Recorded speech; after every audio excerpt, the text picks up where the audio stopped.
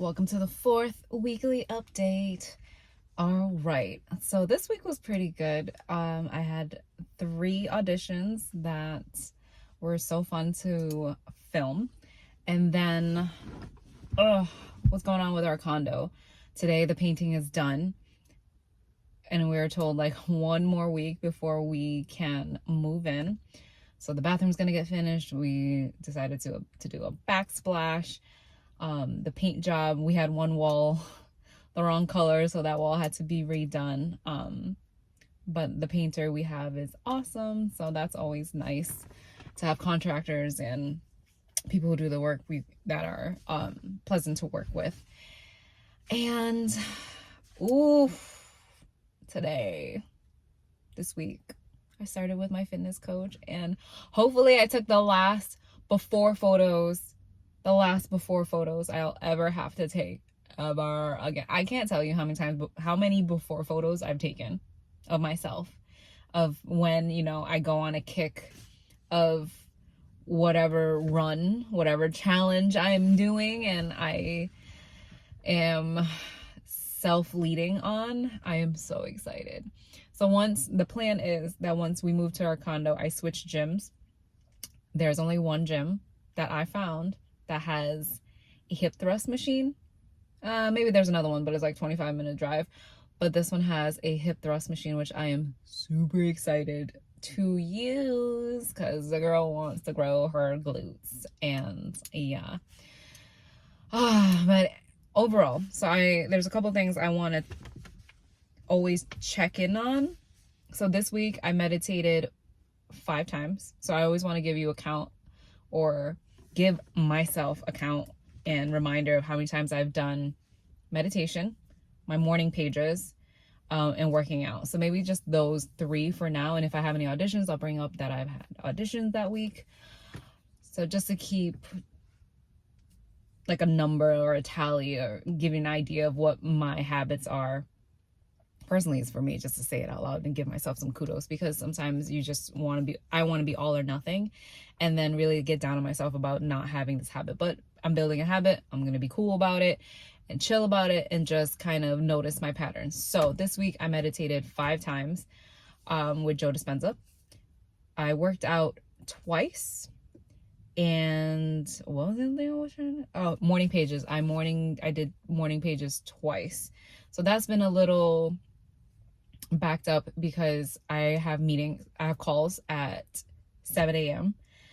I can only wake up so early without being a total zombie, but I only have a few more days of early morning calls, and then my schedule's going to change and I'm going to be doing coaching calls later in the day.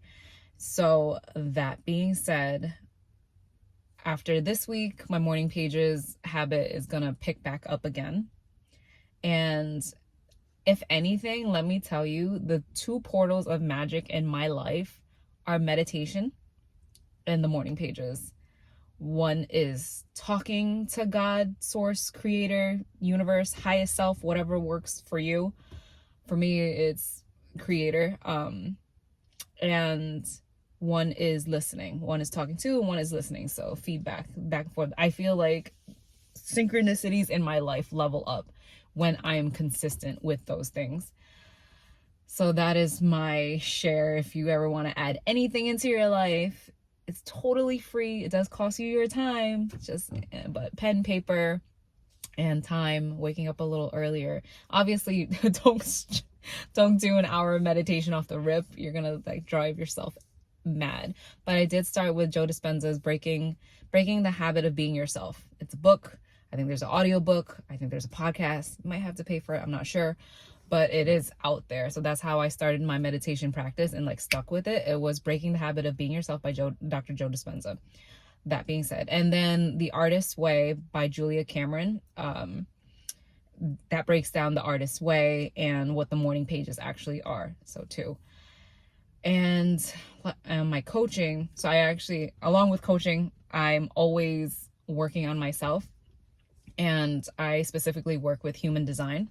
So one of the gates that I'm getting to know myself about. So everybody has, if you're not familiar with human design, get what it is, your energetic blueprint, right? And along with your energy type, like how you operate in the world effectively, one of the things that it highlights is your gifts, like your natural gifts, the things that you naturally have, and the things that you will gain the wisdom in your life journey, and like not perfect, but experience in this soul experience. And one of my defined gates is gate 46. And this is one of my favorite books. It's so worn out. It's Human Design by Jenna Zoe. One of my gates that and she calls it gifts.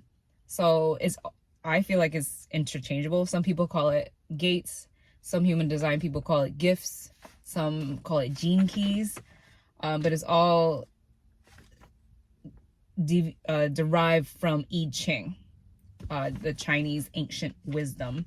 So gift 46 is the one I'm leaning into, is defined in my chart. You can check out your chart and see if it's defined or not. But some people have it defined, but mine, gift 46, is embodiment, and I'm trying to like lean into it. So gift 46 is about embodiment, is about loving your body and enjoying your physical experience, which is so in line with what I'm experiencing this week, starting with my fitness coach. I will be flat out honest, and maybe a lot of women can relate, maybe not. I feel like I've been at war with my body since probably since I was 14, probably since I realized that there could be something wrong with it. Whether the inkling is from cultural, what I get from media, what have you, it was always this like level of not enoughness. I used to spend a lot of time with my sister, and she had all the tapes. She had Gilad. If your mom probably had those tapes, Gilad, Gilad. It was like this jacked dude that always worked out on the beach, and he was like tan and glistening and like doing aerobics and stuff. That was like my first experience with like working out at home, and it seemed, I guess I got the messaging. It wasn't like she was doing it for fun. It seemed like, at least for my little mind, that my sister was doing it to like punish herself. Because I remember her going like, oh, I gotta do this. It wasn't looking like she was having fun, but it was very active of her, and she was my hero. So I wanted to do what she was doing. So I started doing the workout tapes with her. And that kind of like started my journey of like always doing different kind of workout videos. I'm talking about videotapes, VHS, okay? So I did those videos. I've done like Windsor Pilates, Billy Blanks, like Tae Bo, like all just trying ways to be active, different ways of being active.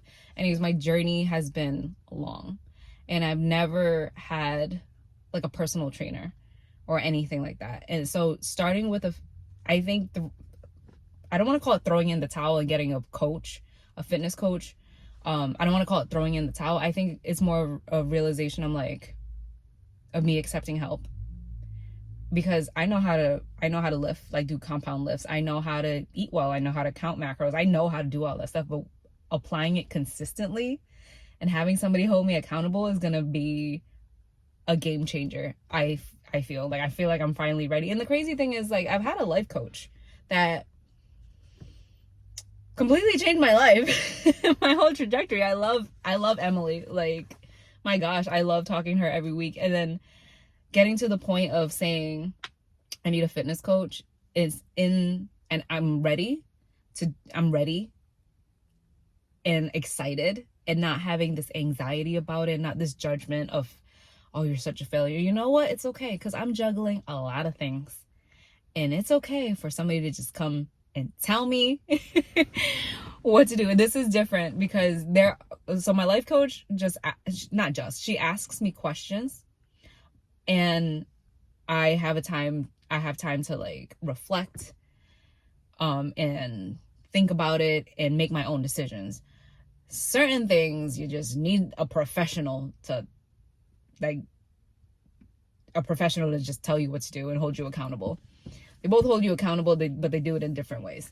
So depending on the coach, one doesn't tell you what to do, one does. And this fitness coach is gonna tell me what to do.